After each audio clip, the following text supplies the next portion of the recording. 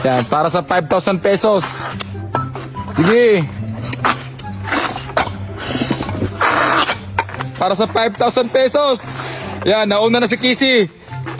Ayun na, mautak. Ala, mautak ka. Ala, manalo. 5,000 pesos. Ang gagawin nyo lang ay magpapaunahan kayong ihulog ang mga baso gamit ang inyong lobo. Kung sino sa inyong grupo ang maunang matapos ay manalo ng 5,000 pesos. Yes! Ano, handa na? Handa na! Simulan na natin. And 3, 2, 1, go! Ayan na mga katapang, nagsimula na ang laro sa mga nagtatrabaho dito sa rest house natin. Ayan na, nauna na si Katatang. Yan, dikit lang yung labanan. Yan, para sa 5,000 pesos.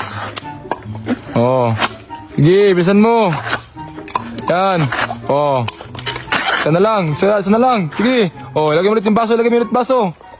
Ibalik mo yung baso. Yan, yung sunod, maganda na.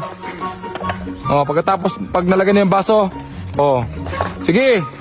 Yan na, dikit na yung labanan. Sige. Yan. Oh, nauna si Ipoy. Oh. Ang daming hangin ng katawan niya, oh. Sige. Oh. Dalawa na lang. Oh. Sige, habulin mo. Para sa 5,000 pesos. Yan na. Bilisan mo paglagay ng baso. Oh, sige. Go, Jiki. Go, Undi. Ang laban na ng mga pogi, oh. Yan, dabihan mo yung hangin. Yan.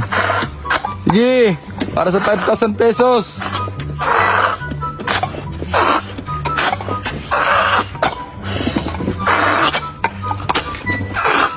Para nasusuka na yung isa, oh. Oh, lagay mo yung baso. Oh, isa na lang. Okay. Kunin mo yung baso, kunin mo yung baso. Ayusin yung paglagay. Ayan, ayusin yung paglagay ng baso. Ayan, ayusin mo, bilisan mo, hindi. Naiwan ka na. Oh, sige.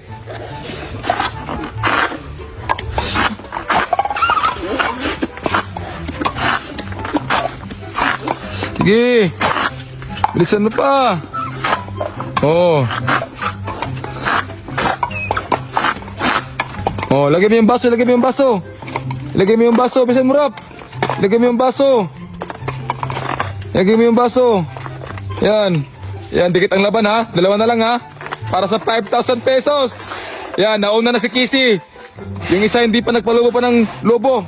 Ano kayang gagawin niya? Ala, ayun na, mautak. Ala, mautak ka. Ala, manalo. Manalo, ang galing. 5,000 pesos. Ang galing. Pinalubo yung, galing. Ang galing. Paano mo naisip yun? Diskarte ko lang. Mindset ba? Mindset pala. Ang galing. Paano yan? Di kayo nanalo. Bawi na lang sa susunod. Bawi na lang sa susunod na challenge. Congratulations. Panalo sila. Ang galing.